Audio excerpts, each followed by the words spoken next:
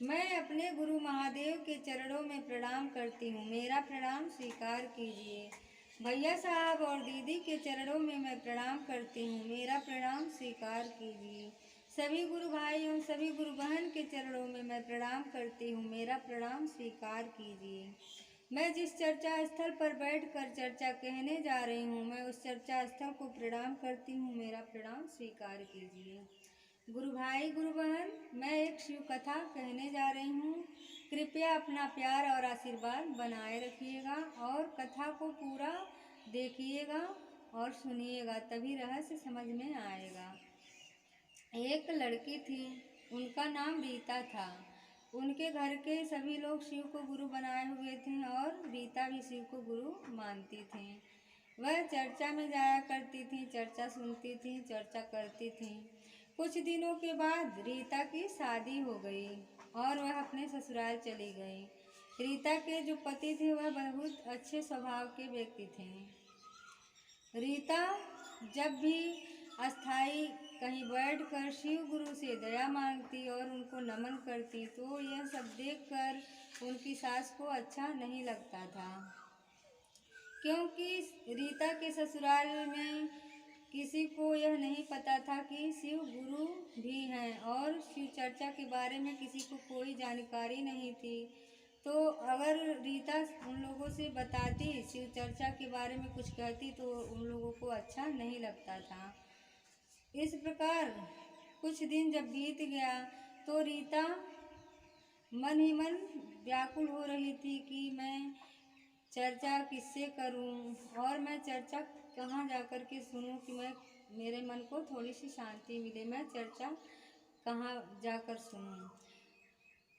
तो उन्होंने शिव गुरु से मन ही मन दया मांगी और मन ही मन शिव गुरु से कहा कि शिव गुरु मुझे कोई उपाय बताइए, कोई रास्ता दिखाइए कि मैं शिव चर्चा सुन सकूं।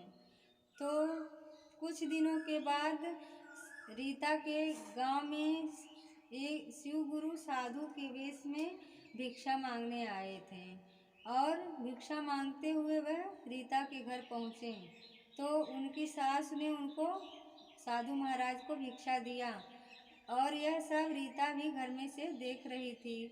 साधु महाराज भिक्षा लेने के बाद यह कहते हुए जा रहे थे कि गांव के समीप जो एक शिव मंदिर है, उस मंदिर पर हर हफ्ते सोमवार के दिन शिव चर्चा होती है। तो साधु महाराज की यह बात रीता भी सुन रही थी और वह यह सुनकर बहुत खुश हुई।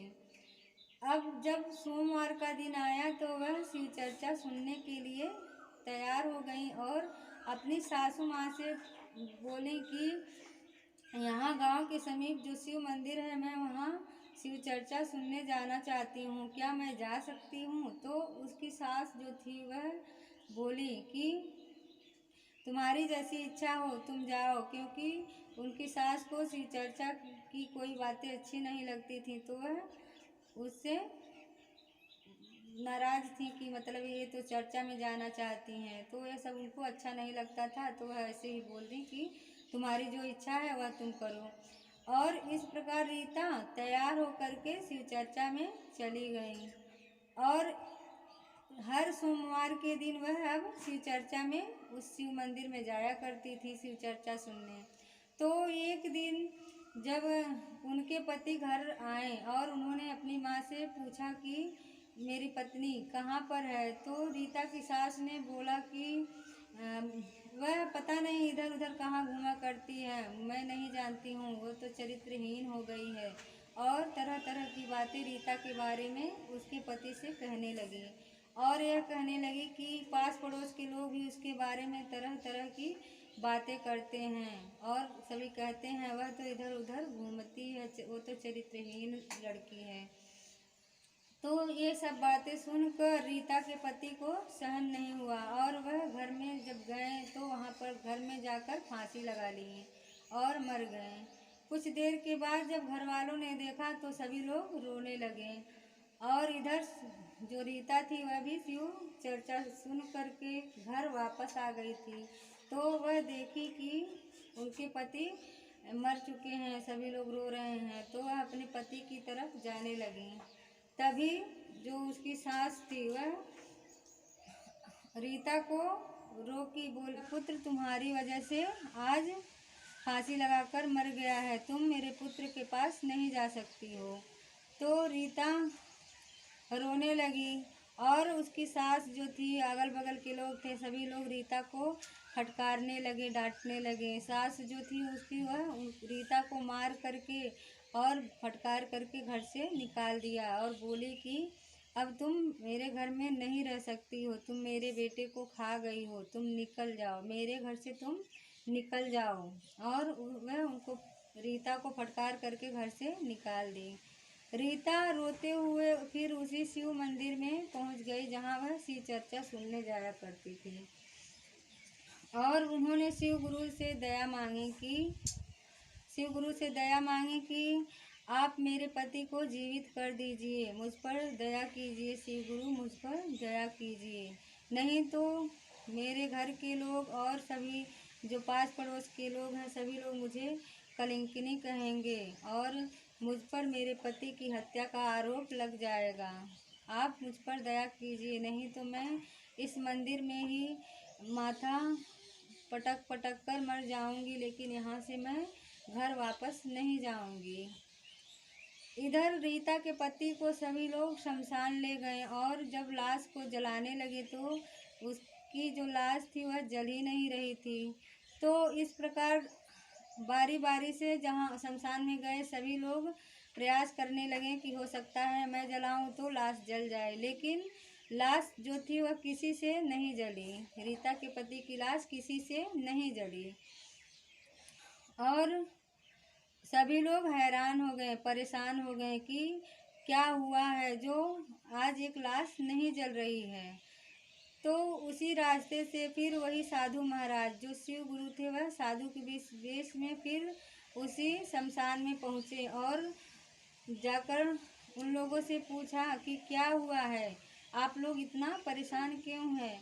तो सभी लोगों ने बताया कि हम लोग एक लाश लाए हैं और यह लाश जल नहीं रही है, और घर पे हुई सारी घटनाएं भी उन्होंने साधु महाराज को बताया। तो साधु महाराज ने कहा कि जब तक इसकी पत्नी नहीं आएगी तब तक कुछ नहीं हो सकता है, वही आकर कुछ कर सकती है, इस लड़के की पत्नी को बुलवाइए।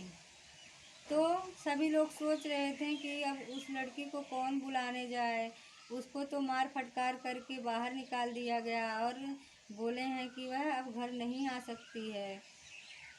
तो जो रीता की जेठानी थी वह अच्छी थी, वह उनको कुछ भी नहीं बोलती थी। तो वह बोली कि मैं जाऊंगी और रीता को लेकर के आऊंगी। और इस प्रकार रीता की जेठानी रीता को लेने के लिए चली गई। जो रीता की जेठानी थी वह मन ही मन सोचने लगी कि मैं रीता को खोजने कहाँ जाऊँ, हो सकता है कि वह गांव के समीप वाले शिव मंदिर में ही गई होगी। और वह इस प्रकार रीता को खोजते हुए शिव मंदिर में पहुंची। तो जब शिव मंदिर में वह पहुंची तो उन्होंने देखा कि रीता बेहोश पड़ी हुई थी और उसके माथे पर बहुत सारे चोट के निशान थे जो वह सर पटकने की वजह से उसको लगे हुए थे। तो रीता की जेठानी उनके ऊपर पानी के छींटे डाले और रीता को होश आ गया।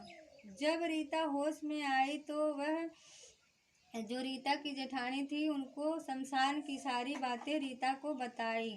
रीता ने जब यह सब कुछ सुना कि उनके पति की लाश जल नहीं रही है, शमशान में ऐसी ऐसी घटनाएं हो रही हैं, तो वह तुरंत अपनी जेठानी को लेकर शमशान घाट पहुंच गए। और शमशान घाट में पहुंचकर वह अपने पति के पास जाकर खड़ी हुई और जो शिव चर्चा में मिला हुआ प्रसाद था उसको अपने आंचल में बांधी हुई थी, उसी प्रसाद को लेकर के वह नमः शिवाय करके अपने पति की परिक्रमा करने लगे।